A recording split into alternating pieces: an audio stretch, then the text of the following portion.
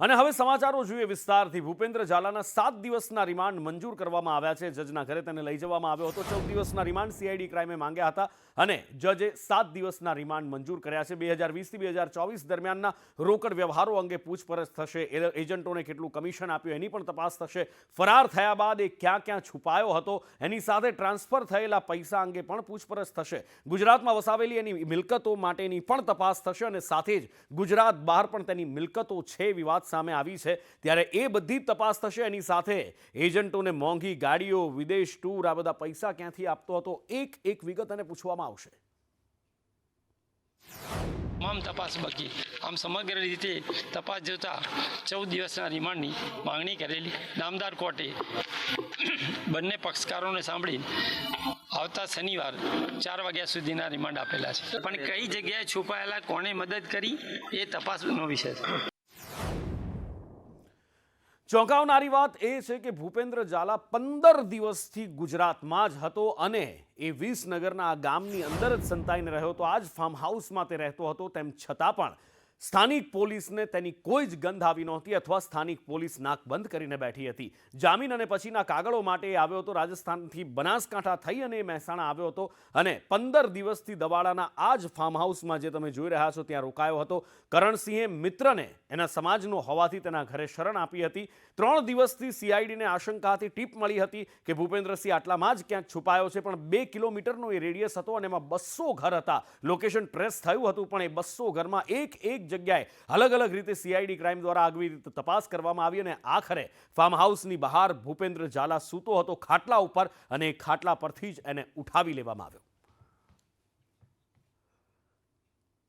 અને જ્યાં એ ભૂપેન્દ્ર ઝાલા રોકાયો હતો એ દવાડાના ફાર્મ હાઉસમાં તેની અય્યાશીના બોલતા પુરાવા મળ્યા છે, કારણ કે આ ફાર્મ હાઉસમાં દારૂની ખાલી બોટલો મળી આવી છે અને એની સાથે સાથે જીવન જરૂરિયાતની વસ્તુઓ કરતાં પણ જે વૈભવશાળી વસ્તુઓ હોય એવી દરેક સુખ સુવિધા એને અહીંયા ઉપલબ્ધ કરાવવામાં આવી હતી। 10-15 દિવસ રોકાયો હતો। અહીંયા વાઈફાઈ, ટીવી, ફ્રીજ, બધી જ સુવિધા તમને જોવા મળશે કે જે ભૂપેન્દ્ર ઝાલા માટે ઉપલબ્ધ કરાવવામાં આવી હતી।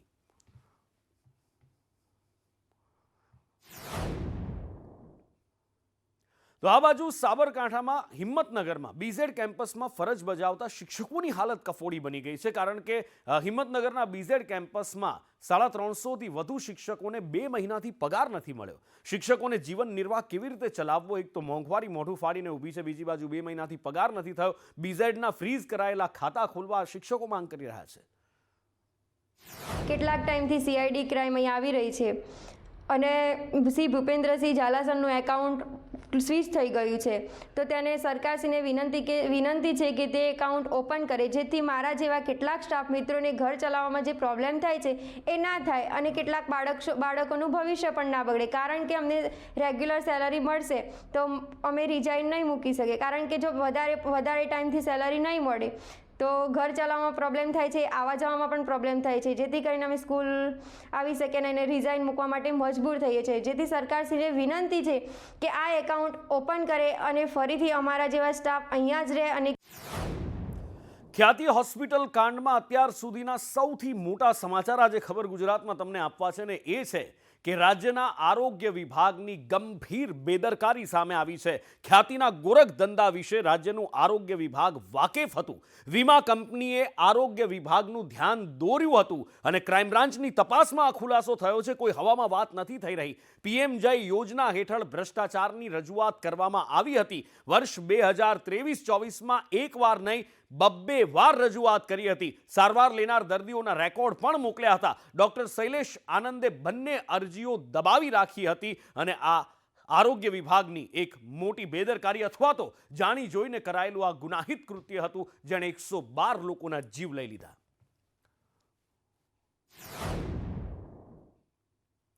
તો આરોગ્ય મંત્રીએ પીએમ જય યોજનામાં ખામી આખરે કબૂલી છે। સંદેશ ન્યૂઝના અહેવાલની આરોગ્ય મંત્રીએ પણ પુષ્ટિ કરી છે અને પીએમ જય હેઠળ વધારે પૈસા લીધાની વાત તેમણે કહ્યું છે કે ધ્યાનમાં આવી છે। કોઈ પણ અનિયમિતતા હશે તો કાર્યવાહીની તેમણે બાંહેધરી આપી છે। મેં કલેક્ટર સાથે પૂછપરછ કરતા એમને કમિટીએ આખું એનું ઓડિટ પણ કર્યું છે અને 1400 જેટલા પેશન્ટો, કેન્સર દર્દીઓને વ્યક્તિગત રીતે મળી અને એમને ફોન કરી અને ડેટા લીધા છે અને જ્યાં અનિયમિતતા મળશે અથવા તો અનિયમિતતામાં કદાચ જે મને લાગે છે અને જે વાતચીત થયા પ્રમાણે એ પ્રમાણે કોઈને 300 રૂપિયા જતી વખતે આપવાના હોય અથવા તો જે સારવાર કર્યા પછી PMJYમાં ક્લેમ કર્યા પછી ક્યાંક વધારાના પૈસા લીધા હોય, આવી બાબતો જ આપણા ધ્યાનમાં આવી છે. પણ જે ટ્રીટમેન્ટ કરવાની છે, પ્રોસિજર કરવાની છે, એવું લેખિંગ હજુ સુધી ધ્યાનમાં નથી આવ્યું. અને છતાં પણ હજુ કલેક્ટરશ્રી અને આપણી અહીંયા જિલ્લાની ટીમ હજુ આગળ એમાં ઇન્ક્વાયરી કરી વિગતે ડિટેલ મેળવી.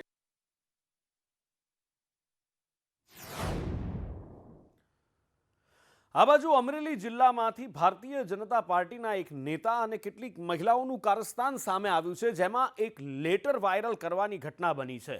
અમરેલી પોલીસે આ મામલે પર્દાફાશ કર્યો છે અને કારસ્તાન પાછળ ભારતીય જનતા પાર્ટીના આગેવાનો હોવાનું અને એની સાથે એક મહિલાએ આ લેટર જે વાયરલ કર્યો હતો તેમને ઝડપી પાડવામાં આવ્યા છે. મુખ્ય આરોપી અમરેલી તાલુકા યુવા ભાજપ નેતા મનીષ વઘાસિયા છે અને જશવંતગઢ ગામના સરપંચ અશોક માંગરોળિયા પણ છે. એમના ઉપર અમુક આક્ષેપ કરવામાં આવેલ હતા અને આ પત્ર જે વાયરલ થયેલ છે એ પત્રમાં અમરેલી તાલુકા પંચાયતના પ્રમુખ જે છે એના નામે એ પત્ર વાયરલ થયેલ હતો. તે બાબતે ગઈકાલે અમોને તાલુકા પંચાયત પ્રમુખશ્રીએ એક લેખિત અરજી આપેલ હતી અને તેના આધાર ઉપર અમે એક ગુનો પણ દાખલ થયેલ છે. એક ઝીણવટભરે તપાસ કરતા તપાસના અંતે આ કામમાં અમે કુલ 4 લોકોને પકડવામાં સફળતા મળેલ છે. અમરેલી તાલુકા પંચાયતના અધ્યક્ષ કિશોરભાઈ કાનપરિયા એના સત્તાવાર લેટર પેડને ડુપ્લિકેટિંગ કરી અને ત્યાંના જ ધારાસભ્ય અને વિધાનસભાના નાયબ મુખ્ય દંડક કૌશિકભાઈ વેકરિયા સામે 2 પેજની અંદર કોઈ પણ સાબિતી વગરના મિથ્યા આક્ષેપો અને ખાસ કરીને ભ્રષ્ટાચારના આક્ષેપો કરવામાં આવ્યા છે.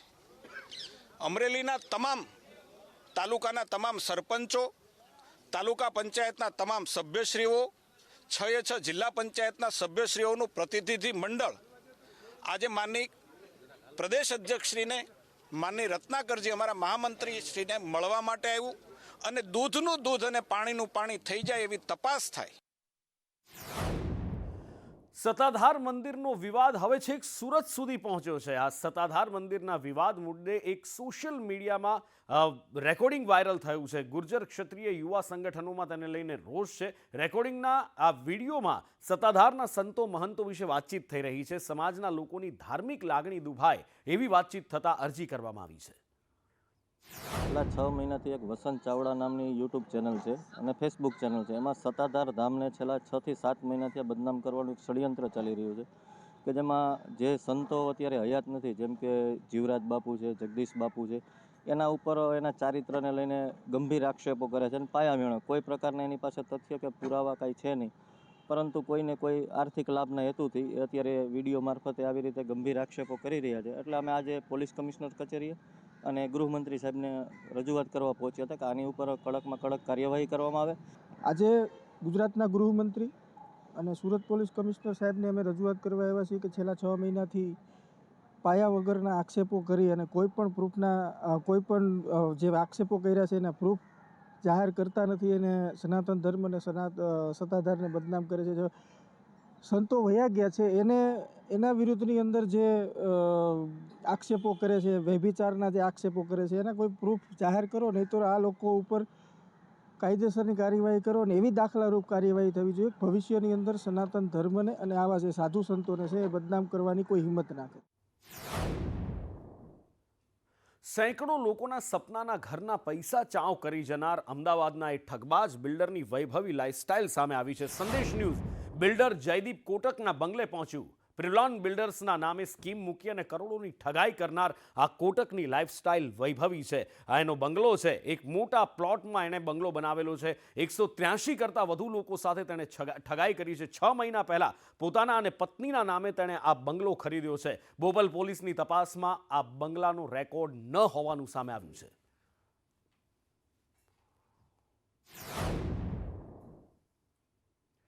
રાજ્યમાં હવે નકલી એડમિશનનો કિસ્સો સામે આવ્યો છે, જેમાં પાદરાના યુવાનના નામે અન્ય કોલેજમાં એડમિશન લઈ લેવામાં આવ્યું. પ્રતિક પરમાર નામે દહેગામની એક કોલેજમાં એડમિશન લેવામાં આવ્યું, જેમાં મુનિક ઇન્સ્ટિટ્યૂટ ઓફ એન્જિનિયરિંગમાં એડમિશન લેવામાં આવ્યું હતું. સ્વાગત કાર્યક્રમમાં યુવાને મુખ્યમંત્રીને આના વિશે ધ્યાન દોર્યું, રજૂઆત કરી હતી અને મુખ્યમંત્રીએ તાત્કાલિક ફરિયાદ દાખલ કરવાના આદેશ કર્યા હતા. ગાંધીનગર સેક્ટર 7 પોલીસમાં ફરિયાદ નોંધાઈ હતી. યુવક સ્કોલરશિપ માટે ગયો હતો ત્યારે આ ભાંડો ફૂટ્યો હતો. આધાર કાર્ડ નંબર નાખતા સત્ય બહાર આવ્યું અને એડમિશન ગાંધીનગરની કોલેજમાં થયાની ખબર પડી હતી.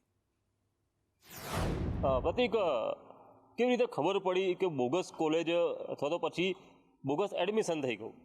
એકચ્યુઅલી એવું છે કે 15/3/2023ના રોજ મેં વડોદરામાં આવેલી નાયબ નિયામક અનુસૂચિત જાતિ અને કલ્યાણની કચેરી, એટલે કે હું એસસીમાં આવું છું અનુસૂચિત જાતિમાં, તો સરકાર પોસ્ટ મેટ્રિકની બધી અલગ અલગ સ્કોલરશિપ, ફી સ્ટીપ યોજનાઓ આપતી હોય છે.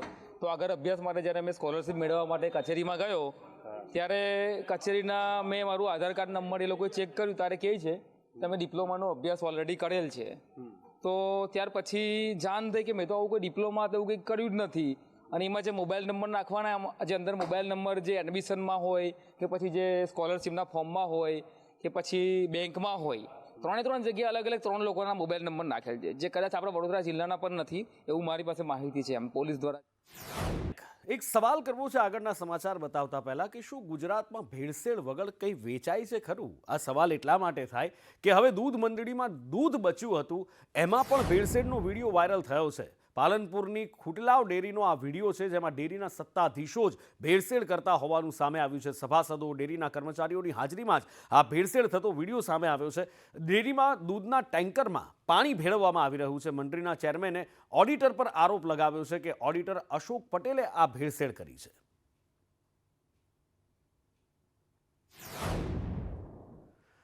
બીજી બાજુ ખેડૂતોની પરેશાની ખતમ થવાનું નામ નથી લેતી. એક બાજુ માથા ઉપર માવઠું તોળાય છે, આ બાજુ ખાતર નથી મળી રહ્યું. રવિ પાકનું વાવેતર થઈ ચૂક્યું છે અને ખાતર ન મળે તો શું થાય? ગીર સોમનાથમાં આવું જ કંઈક જોવા મળી રહ્યું છે. ખાતર લેવા લાંબી લાંબી લાઈનો લાગી રહી છે. કોડીનારના ખેડૂતો હેરાન પરેશાન થઈ રહ્યા છે પણ એમને ખાતર મળતું નથી. ખેડૂતોનું કહેવું છે 1 મહિનાથી આ જ રીતે ખાતર માટે ટળવળી રહ્યા છીએ.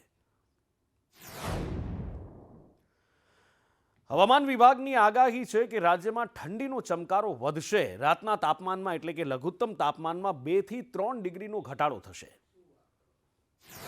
आने वाले दिनों के लिए जो गुजरात स्टेट के लिए फोरकास्ट है उसमें ड्राई वेदर प्रिवेल करेगा और मिनिमम टेम्परेचर की बात करेंगे तो मिनिमम टेम्परेचर में 2 से 3 डिग्री की गिरावट दर्ज होगी आने वाले 24 घंटे में. उसके बाद टेम्परेचर नो लार्ज चेंज में रहेगा और जो विंड प्रिवेल करेगी गुजरात के लैंड रीजन पे, वो जो विंड की डायरेक्शन होगी वो northerly to north easterly wind.